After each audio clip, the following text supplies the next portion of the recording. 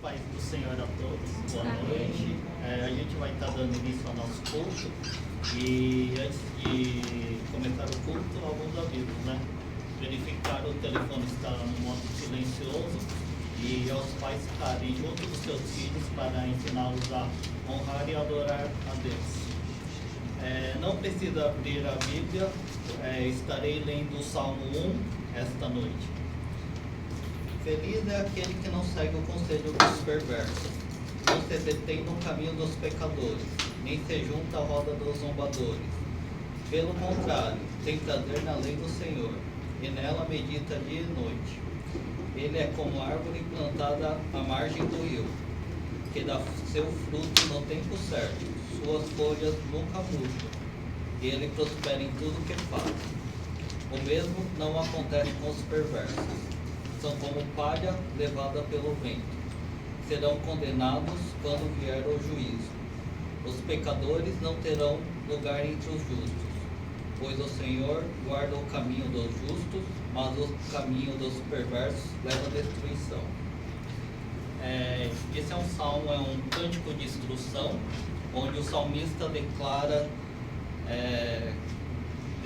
que os justos, resultado final do caminho dos justos, em contraste com o resultado final dos caminhos dos ímpios. O salmista fala que os justos são aqueles que têm satisfação na lei do Senhor e meditam dia e noite. Por isso, felizes são aqueles que não seguem os conselhos dos ímpios, mas ouvem aquele que é o nosso maravilhoso conselheiro, que é Jesus Cristo. Felizes não são aqueles que se detêm no caminho dos pecadores, pois sabem que o caminho leva à perdição, mas Cristo é o caminho que leva à salvação. E felizes são aqueles que não se assentam na roda dos zombadores, pois sabem que a Deus devemos dar toda a honra, toda a glória e todo o louvor.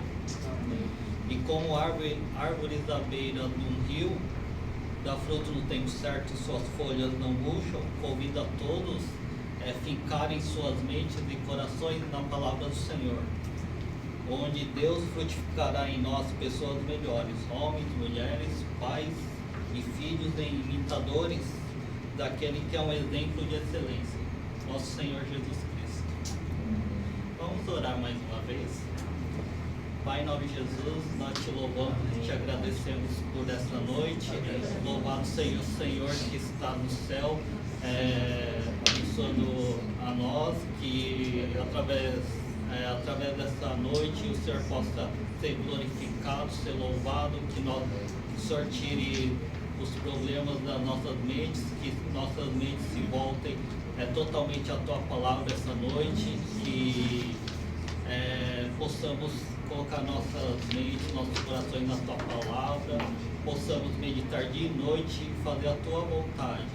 E assim como árvores à beira do rio, possamos frutificá-la através da Tua Palavra, que é a coisa mais preciosa que temos nesse livro. Que o Senhor possa estar movendo nossos corações a estar tendo ânimo, disposição a estar buscando a Tua Palavra, a conhecer a cada dia mais sobre o Senhor. Obrigado pelo Senhor Jesus Cristo que morreu naquela cruz por nós e hoje possamos estar tendo um relacionamento direto com o Senhor. Que o Senhor esteja abençoando a ministração dessa noite, que o Senhor possa falar aos nossos corações, que possamos sair daqui diferente de como entramos, que a cada dia mais possamos estar sempre buscando a Tua face, querendo encontrar Jesus Cristo no céu, que não seja coisas materiais, coisas terrenas que nos prendam, mas sim a glória de Deus, ver a Tua face, ver estar junto com o Senhor Jesus Cristo. Em nome de Jesus, que eu oro e agradeço. Amém.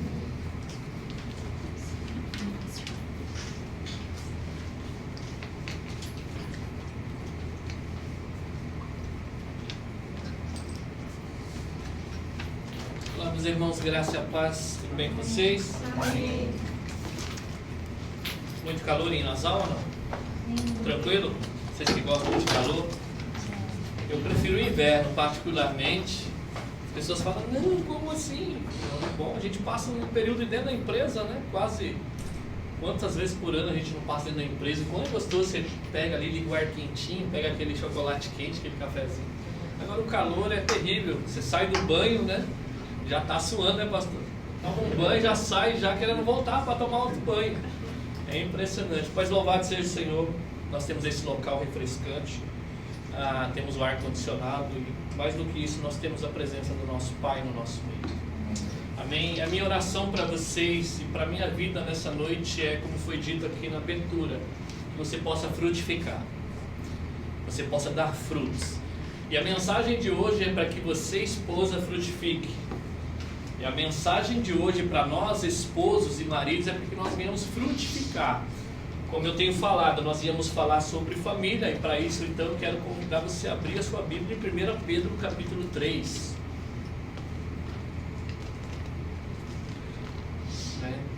Quem está com a sua esposa, seu marido aí, eu não estou com a Regina, mas ela vai ver essa mensagem gravada, e ela provavelmente me cobrará, e louvado seja o Senhor por isso. Tá bem? 1 Pedro capítulo 3, não é, pastor Diogo? Nós pregamos aí, temos também a nossa congregação lá em casa, né? E a nossa congregação, ela nos conhece mais do que cada um de vocês aqui. Mas louvado seja Deus. 1 Pedro capítulo 3, a partir do versículo 1, nós vamos ler até o versículo 7, tá bom? E no término da leitura nós vamos orar e pedir a bênção do nosso Pai. Todos acharam? 1 Pedro capítulo 3, do verso 1 ao 7, diz assim: do mesmo modo, mulheres, sujeite-se cada um ao seu marido, a fim de que, se ele não obedece à palavra, seja ganho sem palavras pelo procedimento de sua mulher, observando a conduta honesta e respeitosa de vocês. A beleza de vocês não deve estar nos enfeites exteriores, nos cabelos trançados e joias de ouro ou roupas finas. Ao contrário, esteja no ser interior, que não perece, beleza demonstrada num espírito dócil e tranquilo, o que é de grande valor para quem? Para Deus. Pois era assim que também costumavam adornar-se as mulheres do passado, cuja esperança estava em Deus. Elas se sujeitavam cada um ao seu marido, como Sara, que obedecia a Abraão e o chamava de Senhor. Dela vocês serão filhas, se praticarem o bem e não derem lugar ao medo. Do mesmo modo, vocês, maridos, sejam sábios no convívio com as suas mulheres e tratem-nas com honra, como parte mais frágil e cordeiras do dom da graça da vida, de forma que não sejam interrompidas as suas orações. Vamos orar, pedir a bênção do nosso Pai. Pai, mais uma vez nós queremos colocar as nossas vidas diante do Senhor. Pai, nós somos carentes e dependentes, Pai amado, do Teu agir. E nós estamos aqui, Senhor, porque queremos ouvir de fato a Tua palavra, e não somente ouvir, mas também, Senhor Deus, a nossa oração, o nosso anseio é: Senhor, nos ensina a viver as Tuas verdades. Por isso revela cada necessidade presente, Senhor. Aqui temos casais, temos famílias, e louvado seja o Senhor, porque nós temos famílias, Pai, e famílias nós sabemos que é um projeto do Senhor. E nada mais abençoador e louvável de querer ouvir a Tua voz, o que o Senhor tem a falar a esta comunidade de Nassau, Senhor Deus, e aqueles que porventura estarão assistindo esse vídeo gravado, Senhor.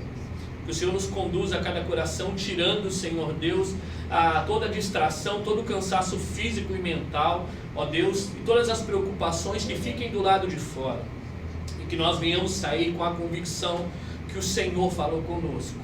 Que nós venhamos, Senhor Deus, ansiar cada dia mais a colocar em prática para o louvor da Tua glória esta minha oração nesta Amém. Noite.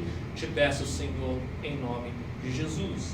Amém, queridos? Só para nos introduzirmos nesta mensagem, no capítulo 2, do verso 13 ao 17, nós falamos do papel do cristão em se submeter às autoridades governamentais. Já no capítulo 2, do verso 28, do verso 23 aí ao 25, tratamos aí da sujeição dos servos aos seus senhores, a partir do verso 18, perdão, 25. E agora nessa parte aqui, nós vamos tratar, principalmente Pedro, ele traz a submissão da esposa aos seus maridos e também como os maridos devem tratar a sua esposa. Então nós estamos dentro desse contexto onde nós, como filhos obedientes, somos chamados a viver uma vida santa, e diz que essa vida santa deve ser em tudo que nós fizermos. Então é algo assim, se você é casado, é ali que Deus quer que você viva essa vida santa. Se você é solteiro, é usando a sua vida para que você santifique o nome de Deus, que você faça o nome dele conhecido, boas obras. E é nesse contexto de sujeição aonde ele já nos chamou a submeter as autoridades governamentais, nos chamou também como cidadãos e empregados a se submeter aos nossos senhores, aos nossos patrões. Mas no dia de hoje ele vai falar aqui, a partir do versículo 1, sobre a submissão das mulheres. E não menos importante, vai falar do nosso papel como marido, como nós maridos devemos tratar as nossas esposas. E às vezes quando a gente vai trazer uma mensagem sobre casal a uma comunidade, que sabemos que às vezes tem solteiros dentro da nossa comunidade, jovens, e talvez muitos pensem, o que eu vim fazer hoje aqui? Devia ter ficado em casa, eu não sou casado. E talvez muitos adolescentes falem, não quero casar, eu quero ficar com minha mãe morando até os 40 anos de idade. Hoje é a geração que nós estamos vivendo, Os filhos querem ficar jogando videogame até 30, 40 anos com a sua mãe, roupa passadinha ali, tudo. Mas olha só, que oportunidade tão grande é você, se eu tivesse sido adolescente e fosse cristão naquela época, de poder ouvir instruções para que quando eu casasse, deixasse de cometer muitos erros. As instruções que nós temos na Bíblia como casais são instruções muito ricas. E talvez são instruções que você até grifou na sua Bíblia, talvez você tenha lido livros a respeito do seu papel como esposa e os maridos como seu papel como marido, mas parece que muitas vezes essas verdades não entram no nosso coração. Porque como eu sei que essas verdades não entram no nosso coração? É quando eu não me sujeito a essas verdades. Eu tenho elas bem aqui na minha mente, talvez recitando versículos, mas ao mesmo tempo essas verdades eu não acreditei de fato, eu não me arrependi e não pedi para que o Senhor colocasse no meu coração e nem muito menos ansei por essa verdade.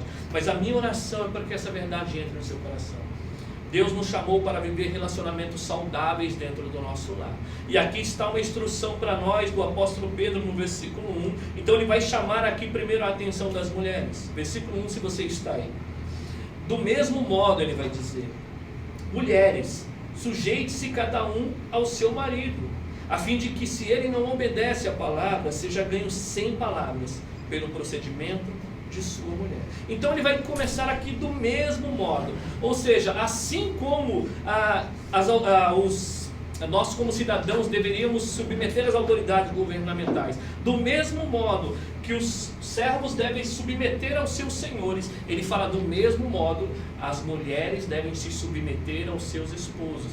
Calma que nós vamos chegar no final da mensagem, tá, irmão? Vai orando aí vocês, Senhor, guarda no meu coração.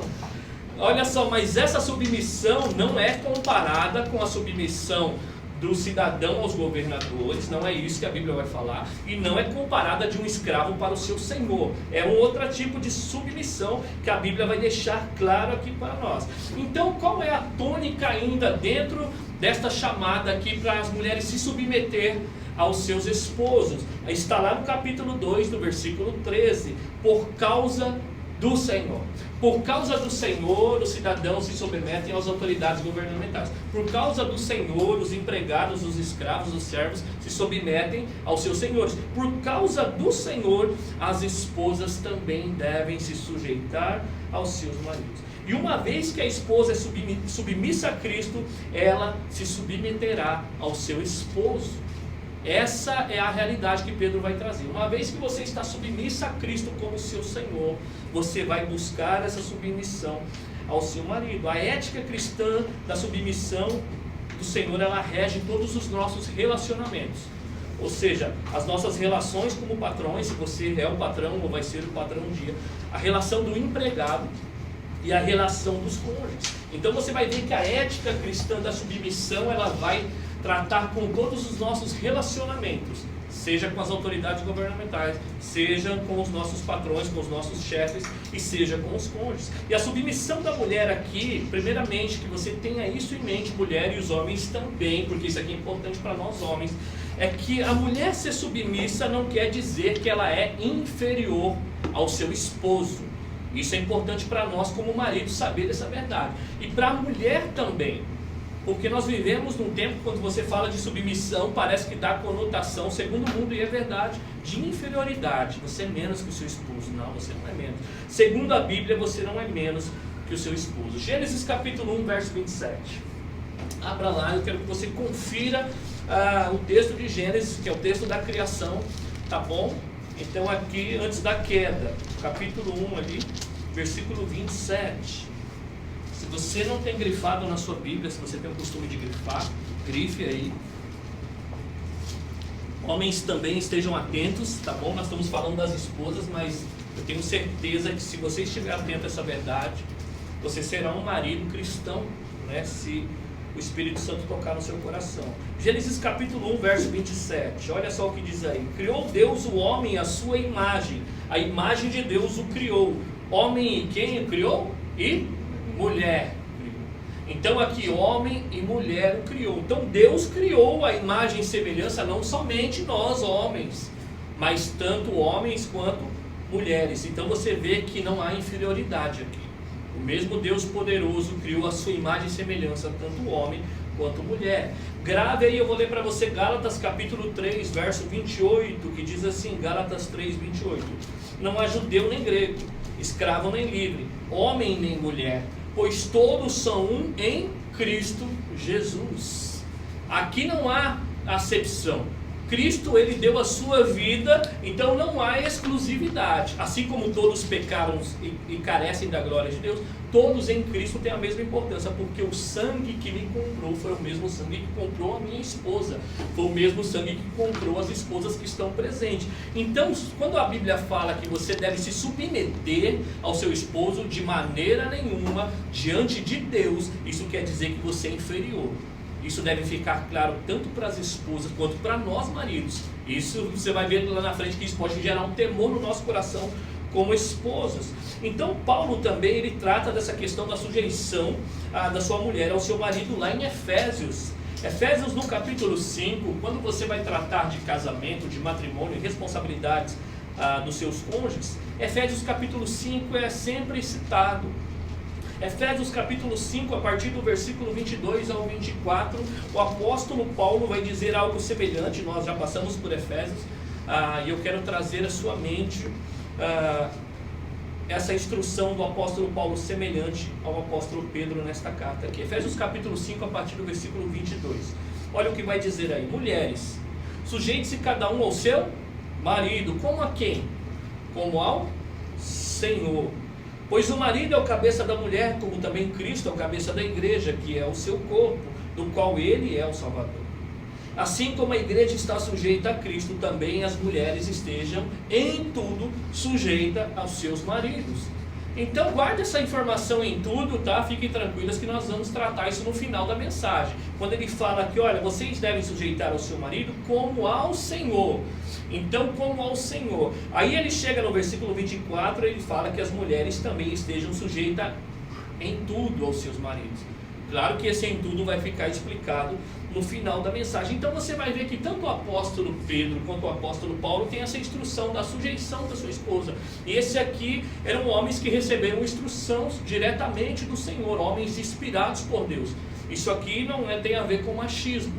Isso aqui é uma ordem, um mandamento do Senhor, essa submissão. Assim como as mulheres devem se sujeitar ao Senhor, como nós vimos no contexto de Pedro, fala que é por causa do Senhor que nós devemos se submeter, tanto nós homens quanto as autoridades governamentais e nós como servos aos nossos senhores, mas também o papel da mulher, por causa do Senhor, elas devem se sujeitar aos seus maridos. Agora volte lá, se você saiu em 1 Pedro capítulo 3, e ele vai falar aqui o motivo dessa submissão, no versículo 1 ainda, e no versículo 2. Então no versículo 1, na parte B, e o versículo 2, ele vai falar o motivo dessa submissão, por que a mulher deve se submeter a este marido. Ele vai dizer aqui, a fim de que, se ele não obedece à palavra, seja ganho sem palavras pelo procedimento de sua mulher, observando o que?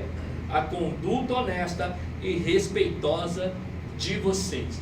É interessante que esse de vocês está na primeira, assim, ele está falando diretamente ao público, então ele está se dirigindo obviamente às mulheres aqui.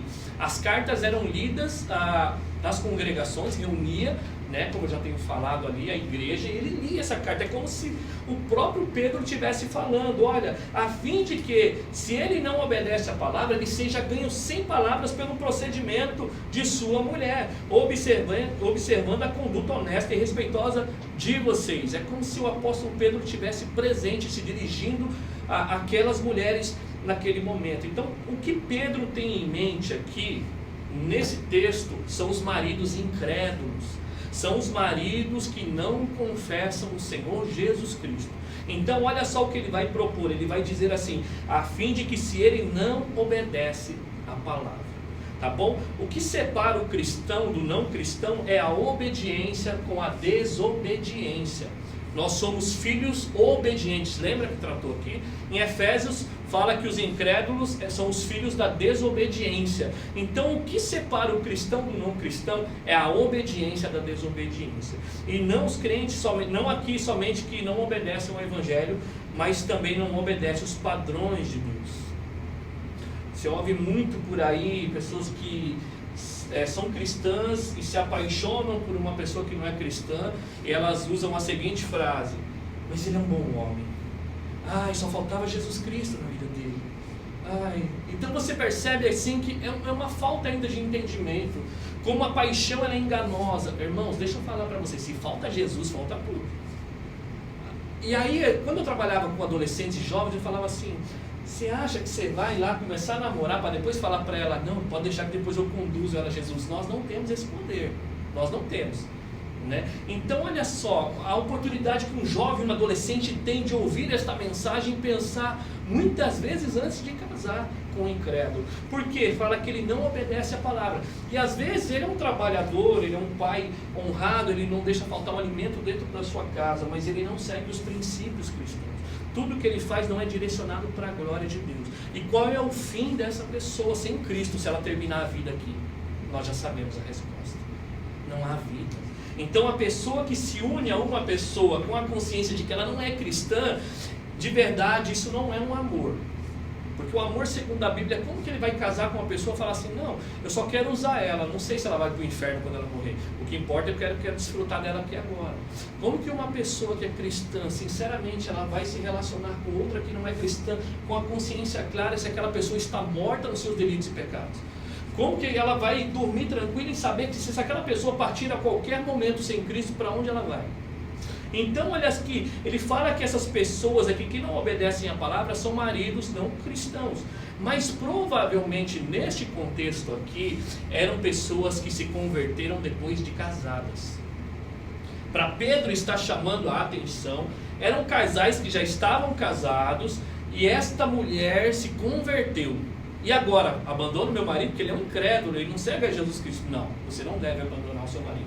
O caminho não é o divórcio. Aí ele vai falar aqui qual é o caminho para que você conduza esse marido. Por isso que ele fala: a fim de que, se ele não obedece à palavra, olha só o versículo 1, que ele seja ganho o quê? Sem palavras. Pelo procedimento de quem? De sua mulher. É interessante que o propósito da submissão aqui da mulher para com seu marido incrédulo é para que o marido seja ganho sem palavras pelo procedimento da mulher. Mas o que Pedro não está dizendo aqui? Pedro não está dizendo aqui que a mulher vai ganhar o seu marido com um testemunho silencioso. O que é um testemunho silencioso? Basta eu viver e olhar para mim, eu não preciso falar de Jesus para ele, e ele vai se converter. Não é isso que Pedro está falando aqui.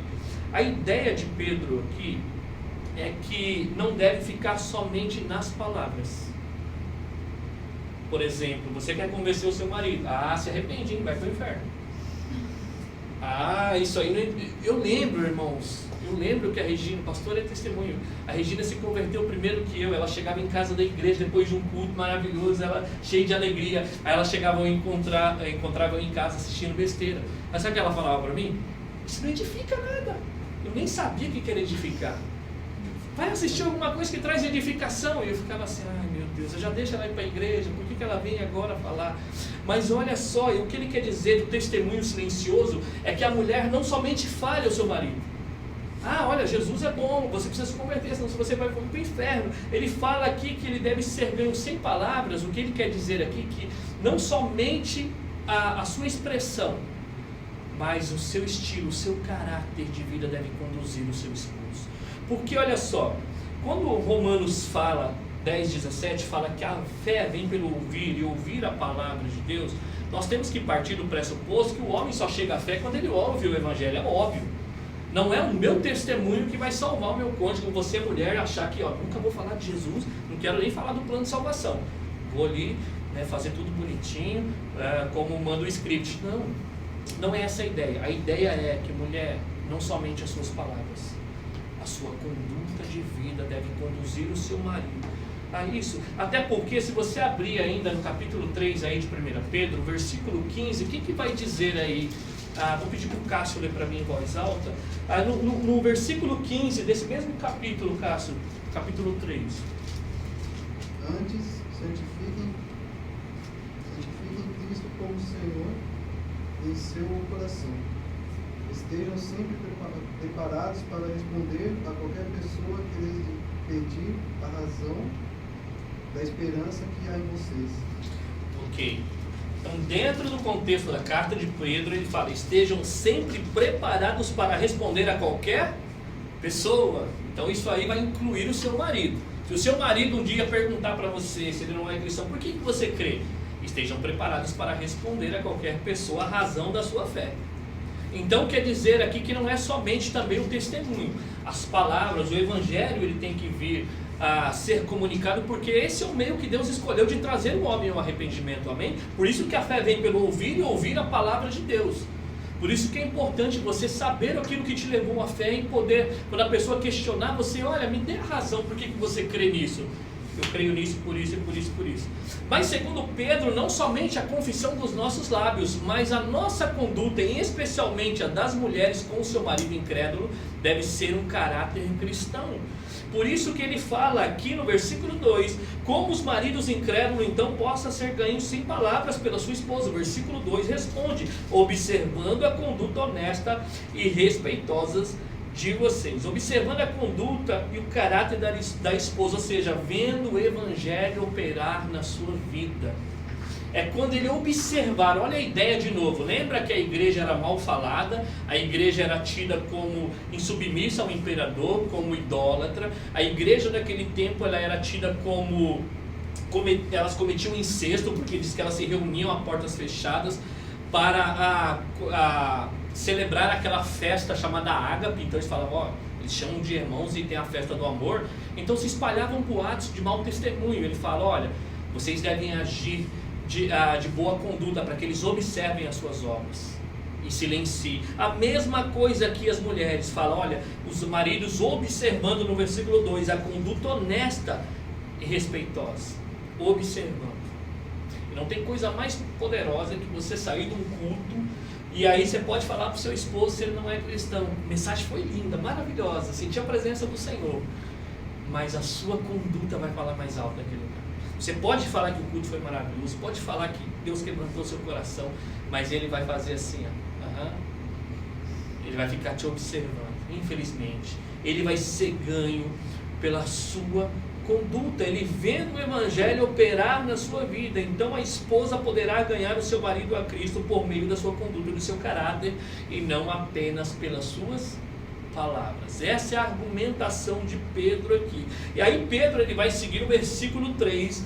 Olha só o que Pedro ainda diz no versículo 3 sobre a beleza da mulher. Olha o que ele vai dizer: a beleza de vocês não devem estar nos enfeites exteriores, como cabelos trançados e joias de ouro ou roupas finas. Então no tempo de Pedro aqui, os penteados chamativos, joias de ouro e vestidos luxuosos eram representações da moda. Nada novo debaixo do sol, né? Qual a mulher que não gosta, né, de ir para a H&M, né, ver roupas? Qual a mulher que não gosta de passear no shopping mesmo não tendo dinheiro, né, e vai para o vestuário e volta? Aí eu falo para a gente, não tem dinheiro, não tem, mas gosto de ver mesmo assim. Vamos, aí você tem que levar a mulher para ver roupa. E naquele tempo também os penteados, as joias de ouro, os vestidos luxuosos eram atrativos da moda. No nosso tempo é assim. Mas Pedro ele fala aqui, em outras palavras, quando ele chama a atenção que a beleza dela não deve estar nessas coisas, Pedro não está reprovando que a mulher se vista bem. Pedro aqui não está falando que é algo pecaminoso. Você deve se vestir bem, desde que seja com a intenção correta, que seja para o seu esposo, que não deva ser para aquilo lá, não, as pessoas têm que olhar da maneira que eu visto, até mesmo a sensualidade, que não é o caso aqui, que é reprovada diante da Bíblia. Mas a questão aqui, o que ele quer falar, é que a beleza de vocês não deve estar nessas coisas. A beleza da mulher cristã não deve ser uma beleza meramente externa. E aí ele vai falar no versículo 4 o porquê disso. E aí ele vai fazer o contraste no versículo 4. Ao contrário, esteja no ser interior que não perece. Beleza demonstrada num espírito dócil e tranquilo, o qual é de grande valor para quem? Para Deus. Então olha só o contraste de Pedro aqui, eu quero que você perceba. No versículo 3, a beleza de vocês não deve estar, em outras palavras, nessas coisas externas. Talvez você tenha um significado de beleza que talvez não seja o cabelo, ou tranças, ou joias de ouro, talvez um estilo de maquiagem, um estilo de roupa. Mas ele não está condenando que isso é pecado e que você não deva, se cuidar para o seu marido, não é isso. Mas a ideia aqui do contraste no versículo 4, ele fala, olha, esteja no ser interior. A minha versão vai falar que não perece. Alguma versão diferente no versículo 4, ao contrário, esteja no homem interior, ou esteja no seu interior, que não perece, que não desfalece, incorruptível, desaparece. Algo que não desaparece, beleza demonstrada no Espírito. O argumento dele aqui é que elas não devem buscar a beleza que é externa, aquela beleza que não dura. É aquela beleza, como diz a versão ali, que é corruptível. Em outras palavras, Pedro não quer que elas coloquem a esperança em atrair os seus maridos pela beleza física. Como eu vou segurar o meu marido? Beleza física. Ele fala, não coloque a sua esperança nisso. Por quê? Porque segundo Pedro nesse texto, a beleza física desaparecerá. Não é assim, irmãos? Quem tem vó vivo aqui? Vó? Não tem. Mas você lembra da sua avó quando ficou bem velhinha? É você amanhã. Não desanime, irmãs, né? Eu também. É você amanhã. Sabe aquela avó que você não queria dar tchau quando ela fala, filho, leva o cobertor, tá frio, né? Coloca a blusa, vai pra escola. Ai, a sua avó bem velhinha, é vocês amanhã. Somos nós homens, é claro que eu estou tratando das mulheres aqui. Então o que ele quer dizer? A beleza física, ela desaparece. Se as mulheres estão colocando a sua esperança em atrair os seus maridos pela beleza física, ele fala que essa beleza aqui, ela perece. E se o seu marido é atraído apenas por essa beleza física, o que vai acontecer quando essa beleza física começar a deixar de existir? Quando a lei da gravidade começar a puxar tudo para baixo. Aonde vai estar a esperança do seu marido se ele está colocando as fichas dele naquilo? Porque as mulheres estão ensinando que elas devem atrair os seus maridos pela sua beleza física. E não é à toa que hoje as academias estão cheias. Irmãos, eu não estou falando que é pecado fazer academia, pelo amor de Deus, esporte, muito pelo contrário, você pode fazer isso, mas a sua esperança para com o seu esposo não deve estar somente na sua aparência física. É isso que ele está dizendo. Então Pedro ele vai descrever essa submissão como um ornamento que não perece. Essa submissão pelo qual ele vai falar aqui, Pedro resume esse ornamento interior como essa submissão em duas palavras no versículo 4. Sabe qual que é o adereço aqui que Pedro está indicando? Não a beleza externa. Ele vai chamar na minha versão, no versículo 4, de espírito dócil e tranquilo. Algumas versões falam espírito manso e tranquilo. Versículo 4. Então olha só, não coloque a sua confiança nessa beleza que ela vai perecer. Aí ele fala aqui, olha, mas a beleza demonstrada num espírito dócil e tranquilo. E esse espírito dócil aqui é um espírito manso. E ser manso não é ser fraco, tá, irmão? Porque ser manso nos dias de hoje é sinônimo de fraqueza. Ah, você é muito manso, você é muito boa, você vai deixar o seu marido fazer isso, né? Você tem, né? Então olha só, ele fala aqui que manso não é sinônimo de ser fraco. Jesus era forte e poderoso, mas Jesus ele era adornado com o espírito manso. Quer um ser mais poderoso e forte que Jesus? Não conheço.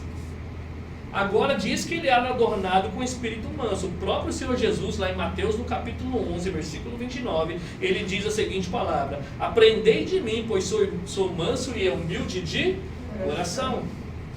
Ele poderia falar: mulheres, aprendam de mim como se fazer difícil diante do seu esposo.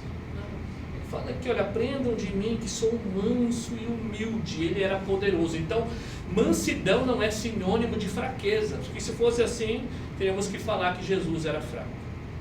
E ele era o mais manso de todos.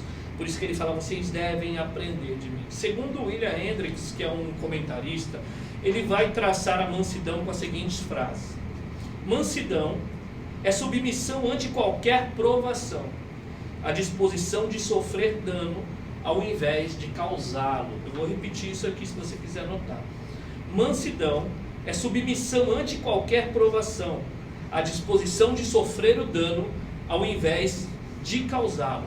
Então a mulher diz que a beleza dela, que qual Pedro está chamando ela, é vestir de mansidão. Que isso não é sinônimo de fraqueza, que isso é sinônimo diante de Deus de virtude, de poder. É o ato de você suportar mais do que você querer fazer causar algum dano. Isso é mansidão. Mulheres mansas. E diz ainda que essa vestes aqui interior é um espírito ainda tranquilo. E aqui quer dizer apropriadamente tranquilo. E essa tranquilidade aqui é a ideia de por não usar o mal ou abusar de palavras que provocariam atritos desnecessários. Vou repetir. Essa palavra do espírito tranquilo aqui, ela descreve apropriadamente um espírito tranquilo, por não usar o mal ou abusar dele, palavras que provocariam atritos desnecessários. Sabe aquelas palavras que você poderia segurar, mas você solta e se eu falar vai causar um atrito desnecessário, a gente não precisa fazer isso. E fala que as mulheres precisam ter essa mansidão, suportar, mas também não ir lá e ter esse espírito tranquilo de não fazer o mal. Então a beleza da mulher deve estar nessas coisas. A mulher de Deus foram chamadas para demonstrar um espírito manso e tranquilo. Essa é a beleza que a Bíblia ensina para vocês, mulheres. E olha só o porquê disso ainda no versículo 4. Essa beleza demonstrada no espírito doce e tranquilo diz que é de grande valor para Deus. Talvez para o seu marido não seja, talvez ele está muito ligado mesmo na sua aparência. Mas ele está dizendo aqui que para Deus o que vale de fato na sua beleza é um espírito dócil, manso e um espírito tranquilo, porque é de grande valor para Deus. E aí você vai ver aqui que essas virtudes não se trata apenas de você conduzir o seu esposo a um arrependimento, levar ele a Cristo, que isso aqui pode ser um instrumento poderoso, mas é porque é algo precioso para Deus. Eu tenho certeza que se Deus tocar não falo só das mulheres, no nosso coração, de que tudo que nós fazemos é para Ele, nós vamos se livrar de muitas coisas, nós vamos ser curados no nosso emocional, nós vamos ser curados de feridas do passado, nós vamos ser curados de coisas que nós queremos reconhecimento. Por quê? Porque nós temos a plena convicção que nós fazemos para Ele. Talvez o seu marido não vai reconhecer a priori, mas fala que Deus reconhece. Ele está olhando para você como se estivesse falando: isso me agrada, isso é a beleza, tranquilidade, um espírito manso. Aí por isso que as mulheres devem viver isso, porque primeiramente você, mulher, antes de ser esposa, você é uma serva do Senhor. Você vive para a glória do Pai. Então olha, a pergunta que você deveria fazer como esposa: Senhor, o que é de grande valor para o Senhor como o papel meu como mulher ao meu esposo? É somente se submeter? Vai além disso. Fala essa vestimenta, essa beleza. Deus, Ele olha para este lugar. A visão de Deus é perfeita. O Espírito dEle sonda o nosso coração. Essas coisas que o mundo de hoje não dá valor, para Deus é algo precioso. Talvez para as mulheres de hoje não soaria bem uma mulher que é mansa e tranquila. Talvez as mulheres de hoje, a beleza segundo elas são mulheres de caráter, mulheres que são independentes. Eu não preciso de nenhum homem para viver. E por aí vai. Mas mulheres que carecem de afeto, Porque Deus, Ele instituiu a criação dessa maneira. Está registrado no coração de cada ser humano a maneira que nós devemos viver. E quando nós desviamos desse padrão, isso traz consequências desagradáveis. Mas uma mulher com espírito manso e tranquilo é uma mulher de grande valor para Deus. E aí ele vai trazer um exemplo no versículo 5 e versículo 6. Olha só o exemplo que ele vai trazer aqui, o apóstolo Pedro. Quem lê para mim, uma mulher lê para mim, Ariane, versículo 5 e versículo 6. Tá. Porque assim se adornavam antigamente também as santas mulheres que esperavam em Deus e estavam submissas a seus maridos. Como Sara obedecia a Abrão, chamando-lhe Senhor, da qual vós sois filhas, se fazeis o bem e não temeis nenhum espanto.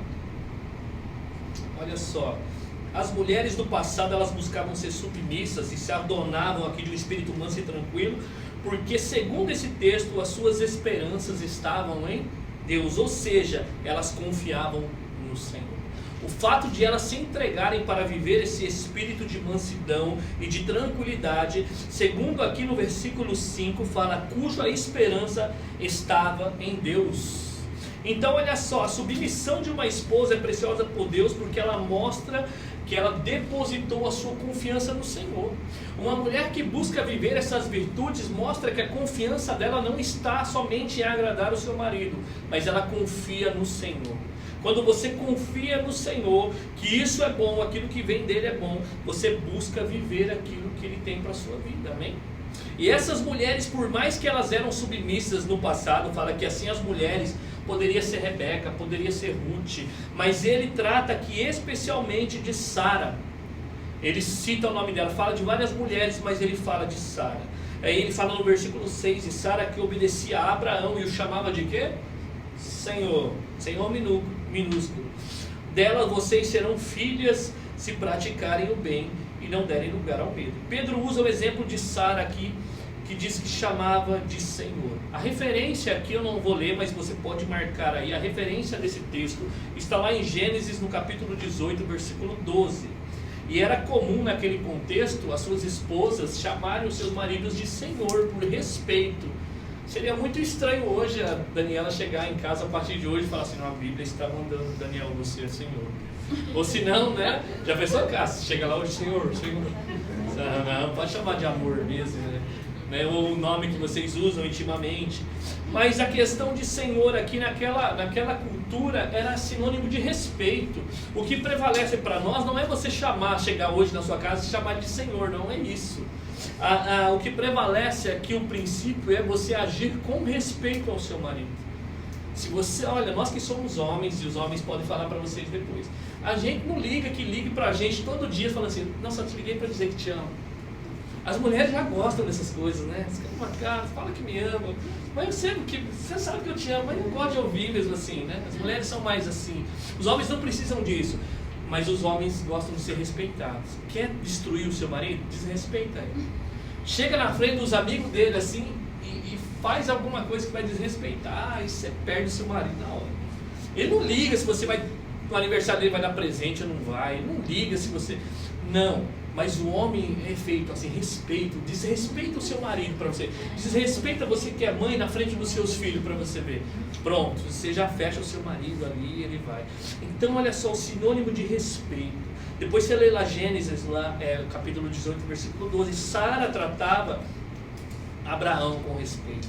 Então as mulheres do passado e as mulheres ali naquele tempo de Pedro, e vocês mulheres hoje que estão ouvindo essa mensagem, o que é agradável diante de Deus é essa vestimenta, um espírito manso e tranquilo, e mulheres que tratam o seu esposo com respeito.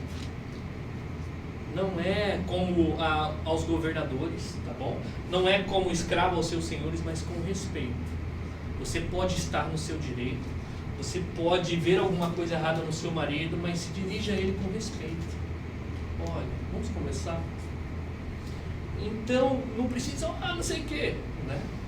As mulheres têm uma mente, né? Quando pega para conversar com a gente, aí ela lembra de um negócio que aconteceu lá no ano de 2001, e no horário tal, ela fala, não, mas daquela vez, lá em 2001, você fez a mesma coisa, né?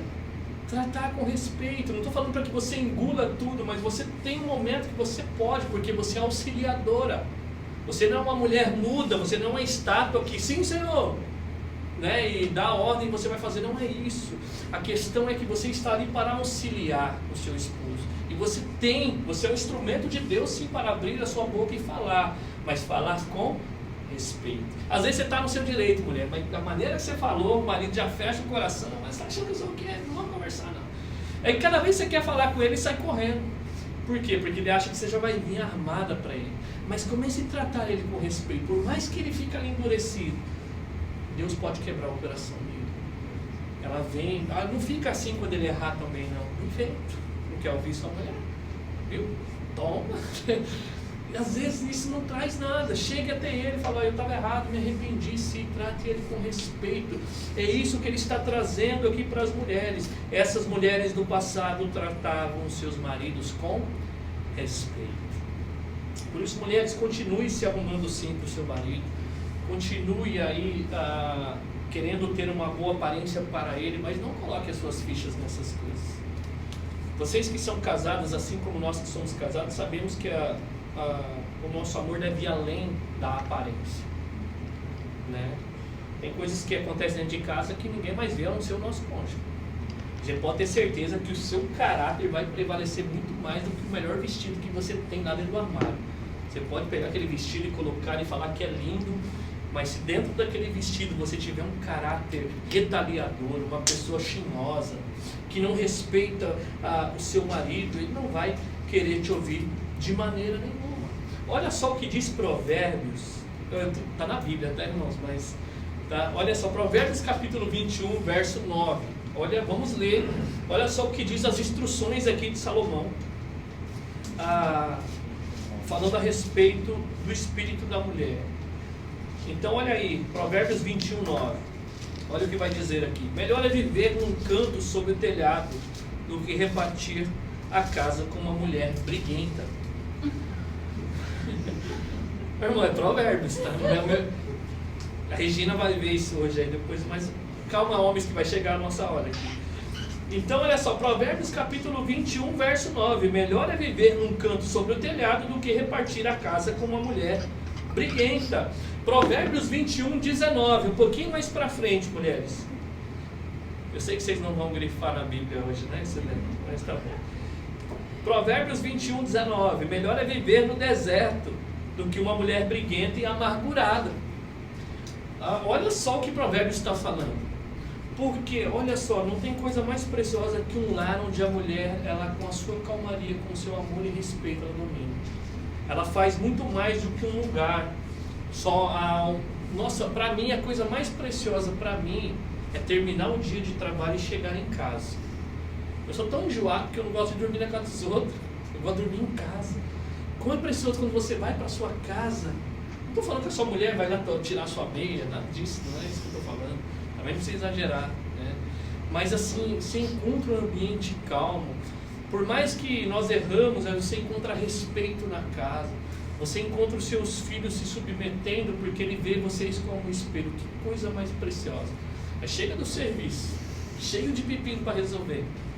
Não estou falando que também, né, não existe problemas que você vai sempre ocultar no seu esposo porque você não quer que ele fique nervoso, não é nada disso. Mas olha só, ele está falando da mulher que briga com tudo. Uma mulher que é amargurada.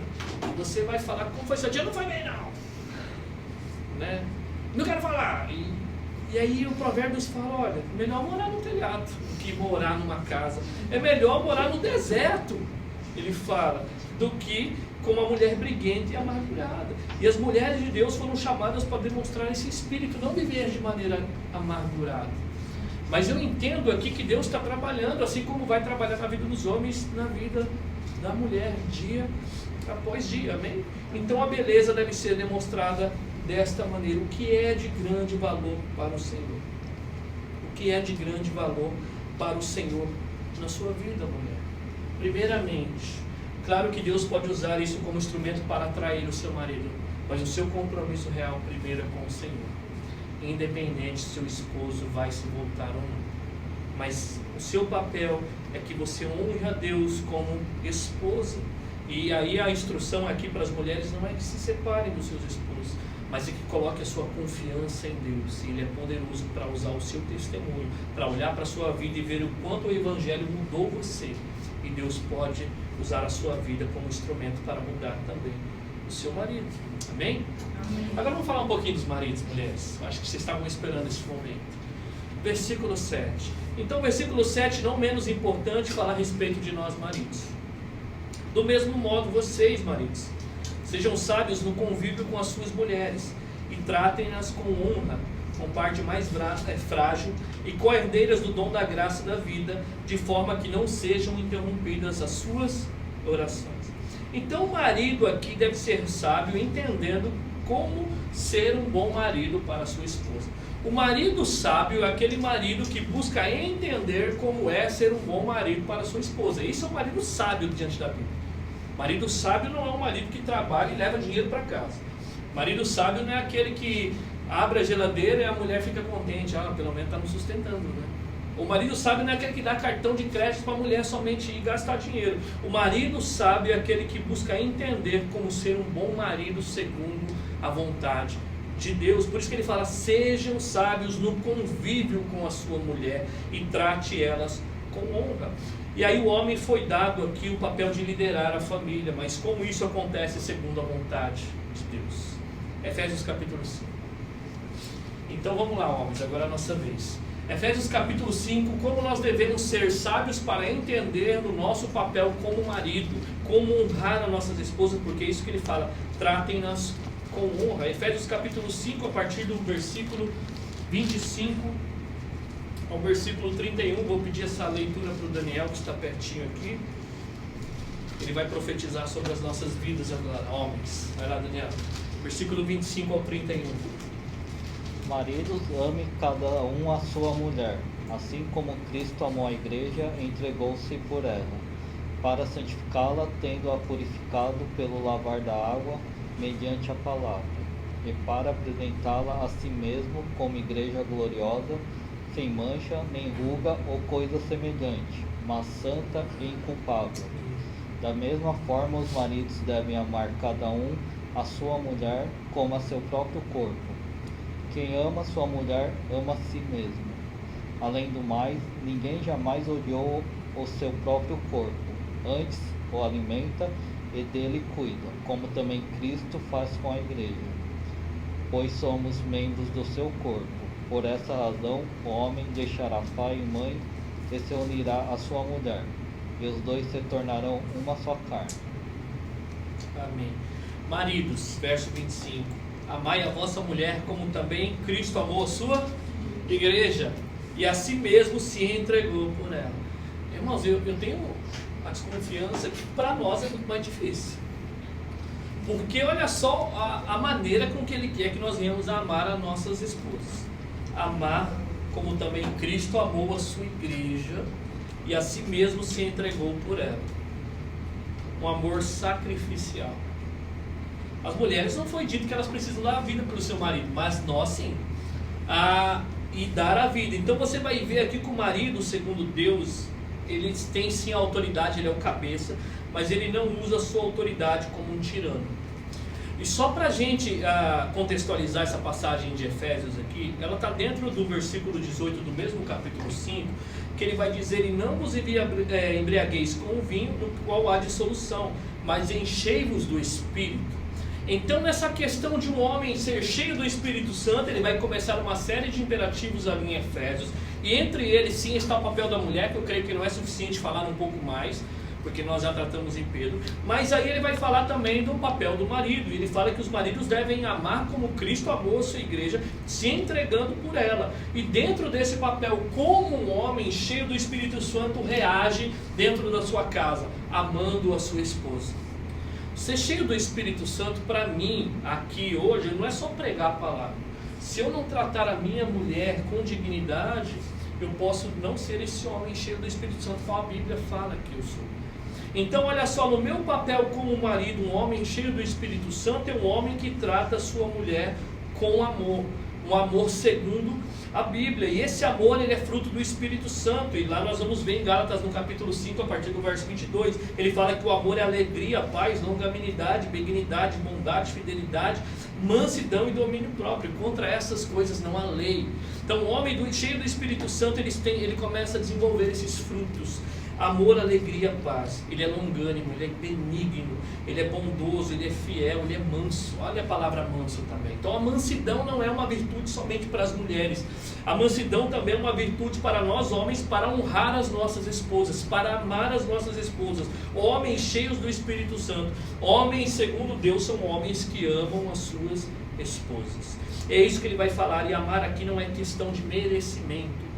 Cristo amou a sua igreja, ela merecia ser amada, sim ou não? Não. E aí? E se as mulheres nossas não se submeter a nós, nós vamos amar elas, sim ou não? Sim.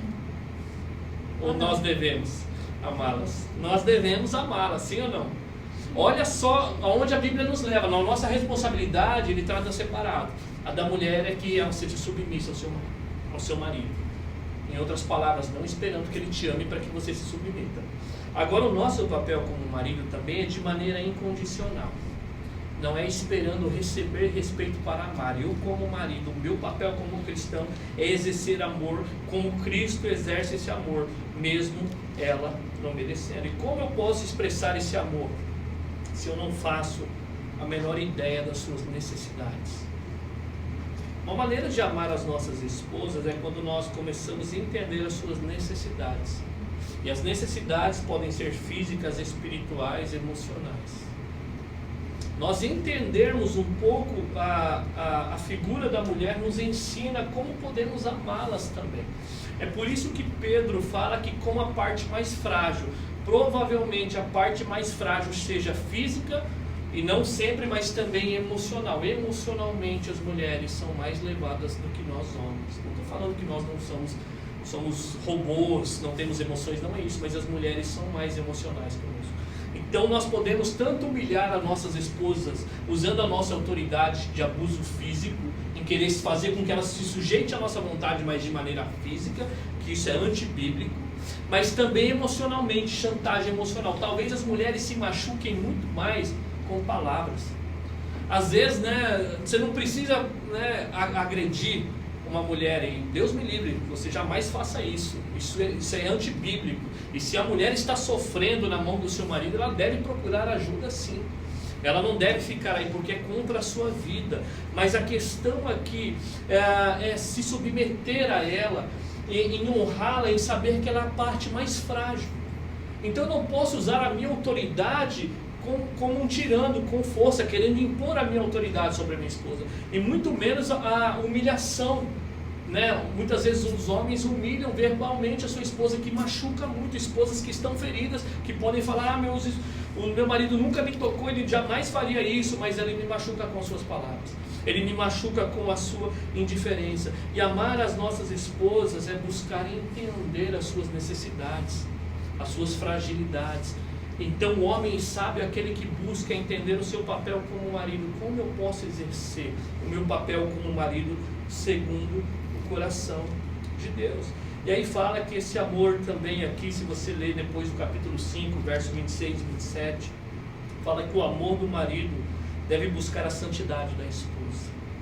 Então nosso papel como marido, de cuidar das nossas esposas, depois você lê o versículo 26 e 27, ele fala que é também visando a santidade, ou seja, em vez de levar a nossa esposa a pecar, nós devemos levar e ajudá-la a agradar o Senhor. E muitas vezes nós, maridos, por nosso egoísmo, nós podemos levar as nossas esposas a pecar contra o Senhor. E o nosso papel de protetor e de autoridade de cabeça é não levar elas a pecar, mas muito pelo contrário, levá-las a agradar o Senhor. O amor é cuidadoso. E aí ele vai falar isso no verso 28 e 29. Assim como o homem supre as necessidades do seu corpo, assim nós devemos suprir as necessidades que a nossa esposa tem. Seja uma carência física, como eu falei, emocional ou afetiva. Então nós devemos suprir essas necessidades. Necessidades. Nós temos que entender as necessidades das nossas esposas. Então aí nós devemos estar dispostos para ouvi-las. E uma das dificuldades de nós como homens é dar ouvidos às nossas esposas. Porque não sei se você já percebeu isso, você marido que está aqui, elas gostam de conversar, amém? E vocês mulheres que não estão com seu marido também gostam de conversar. É natural de vocês. E nós como marido temos que ter um coração disposto a ouvi-las.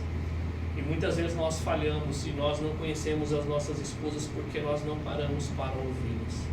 Muitas vezes elas querem expressar um sentimento. Muitas vezes elas querem ser ouvidas porque ela quer falar como foi o dia dela. Ela gosta de contar nos mínimos detalhes. Nós já somos práticos. Foi bom o serviço, estava calor, estou aqui vivo, né?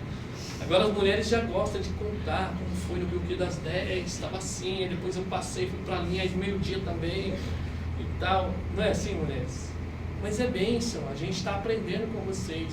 Nós já somos mais práticos. Vai, o que você quer? Fala logo. Né? Às vezes nós tratamos as nossas esposas assim, mas nós devemos ter essa paciência para poder entender ela um pouco mais, para saber como nós devemos amá-las. E o versículo 31 aí de Efésios capítulo 5, ele vai falar aqui, quando nós casamos, como nós nos tornamos. E por que deixará o homem, o seu pai e a sua mãe, e se unirá a sua mulher, e se tornarão os dois uma só carne. Então já não é mais o eu, agora é o nós. Já não é mais o meu, agora é o nosso. Sabe aquele negócio assim? Cadê o meu dinheiro? Você está devendo. Tem marido e mulher que se cobra, que você está devendo, você emprestou para mim, agora você tem que devolver o dinheiro.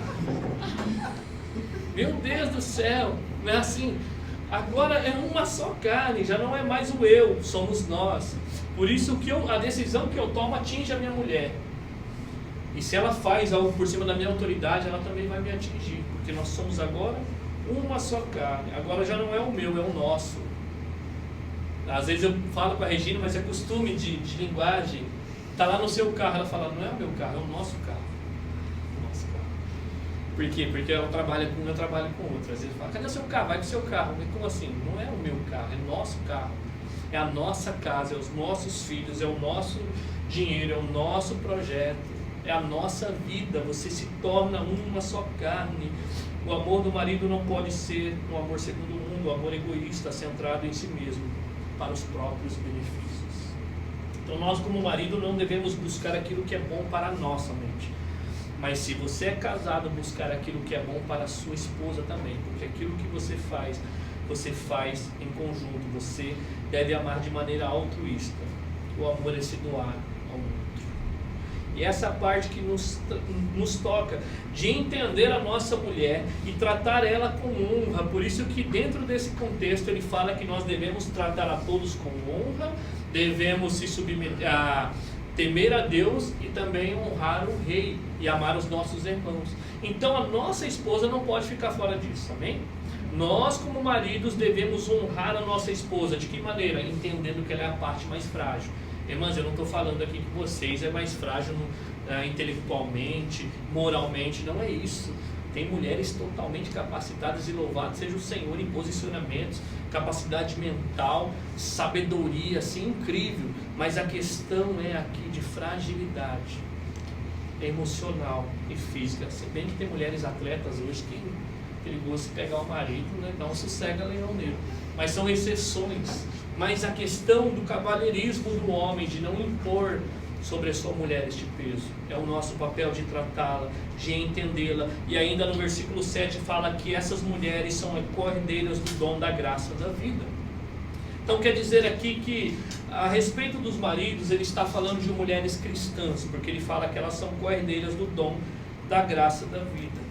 E aí olha só o que ele vai falar para nós homens aqui no versículo 7, no finalzinho, de forma que não sejam interrompidas as suas orações. E essas orações aqui não é das mulheres, tá bom? Nós devemos tratá-las com honra, ter o discernimento que ela é a parte mais frágil, entender que ela é cordeira da herança, ou seja, Cristo morreu por ela. Ela tem um pai que, se nós estamos abusando dessas mulheres, nós vamos prestar conta com o pai dela, que é Deus. E aí agora ele fala aqui de que forma? Não faça isso, porque quando você trata mal a sua esposa, ele fala que as nossas orações, homens, são interrompidas. Porque nós não conseguimos amar e se relacionar aqui embaixo. E aí fala, não adianta, pode até orar para Deus, mas as suas orações elas vão ser interrompidas, como se elas fossem rejeitadas as suas orações. Não estou falando também que se nós estamos bem com a nossa mulher e Deus vai satisfazer todo o desejo que nós temos, não é isso. Mas isso aqui é uma barreira para que Deus não ouça as nossas orações. Como nós temos tratado as nossas esposas? Será que nós temos entendido que ela é esse vaso? Que ela também é co-herdeira da graça, se ela é uma cristã? E se ela não é uma cristã, também isso não dá o direito de eu fazer que ela se submeta a Cristo, impondo a minha vontade sobre ela. Muito pelo contrário, da mesma maneira com o meu testemunho, eu devo levá-la a Cristo, com as minhas palavras, com a minha sabedoria. E vocês, mulheres, a beleza que está em vocês não deve ser somente externa. Cuide-se para o seu esposo e continue fazendo isso, mas não coloque a sua esperança e a sua segurança nisso. Antes disso, ele fala que vocês devem se revestir de um espírito manso e tranquilo, porque é isso que agrada ao Senhor. Coloque em prática, tente agradar o Senhor dentro da sua casa para você ver se as coisas não começam a mudar. Primeiramente, começa a mudar com você, não é assim? E pode sim Deus usar a sua vida para mudar o seu esposo. Como você tem tratado o seu esposo, e se o seu esposo ele não chegou até o Evangelho, não é somente o seu testemunho. Sim, fale do Evangelho para ele, mas mostre aquilo que Deus está fazendo no seu coração. Mostre que o Evangelho, esse Evangelho que você diz tanto crer, ele também está te transformando dia após dia. E o seu testemunho é muito poderoso para qualquer coisa, um testemunho cristão. De você chegar na sua casa depois disso e falar: Senhor, me ensina a viver essas verdades. E Ele que te conhece mais do que ninguém, depois de Deus, Ele vai notar a diferença. E mesmo que ele não se arrependa, continue orando pela vida dele e continue agradando a Deus com a sua vida. Eu quero orar por você, quero orar por nós homens também, com o nosso papel de entender as nossas esposas, como nós devemos honrá-las. Eu não sei como tem sido a sua vida dentro do lar. Talvez nós estamos cobrando demais do nosso cônjuge sem olhar para nós mesmos. Nós somos muito bons nisso, né? Eu sou melhor em cobrar minha esposa do que me cobrar. E às vezes as nossas esposas também, de nos cobrar, esperando uma mudança nossa para que depois haja uma mudança nelas. Mas que nós venhamos mudar a nós mesmos. Vocês maridos, assim como eu, coloque a sua vida diante do Senhor. Será que nós temos buscado de fato honrá-la, as nossas esposas? Será que nós temos entendido que elas também são herdeiras dessa graça, que o mesmo preço que nos comprou elas também? Será que nós temos entendido que se nós não tratamos bem as nossas esposas, as nossas orações são interrompidas? Elas não têm valor diante de Deus. Ou seja, nós devemos andar em caráter aqui embaixo. E as nossas orações vão ser levantadas e o Senhor se agradará de nós também. E se nós não temos sido os maridos bíblicos, nós podemos se arrepender no dia de hoje. E nós podemos ter toda a humildade e chegar às nossas esposas e ouvi-las um pouco também a respeito disso. E se você, esposa, está aqui e não tem vivido uma vida em submissão ao seu marido, essa submissão, quero falar para você, como eu falei que ia chegar no final, não é a qualquer custo, não é uma submissão cega. Se o seu marido está te levando a uma submissão que te leva ao pecado, vale mais obedecer a Deus do que os homens. A submissão vai até onde não fere os princípios da palavra do Senhor. Por isso que é como o Senhor, você deve se submeter em tudo, desde que não vá em contra a palavra.